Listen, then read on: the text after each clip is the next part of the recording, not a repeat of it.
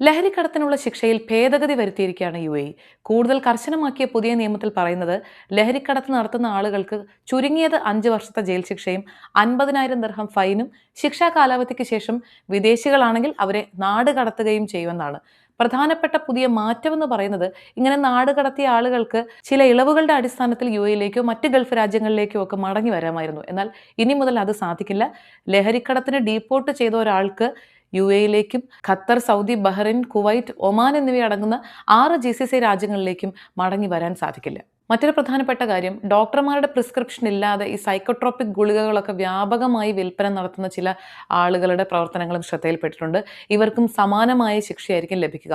പിന്നെ അറിഞ്ഞോ അറിയാതെയോ ചില ഡോക്ടർമാരും ഇതിൽ കണ്ണികളാവുന്നുണ്ട്. ജനുവിനല്ലാത്ത രോഗികൾക്ക് സൈക്കോട്രോപിക് ഗുളികകൾ പ്രിസ്ക്രിപ്ഷനായി നൽകുന്ന ഡോക്ടർമാർക്കെതിരെയും ഇതേ നടപടിയെടുക്കുമെന്നാണ് പുതിയ നിയമത്തിൽ പറയുന്നത്.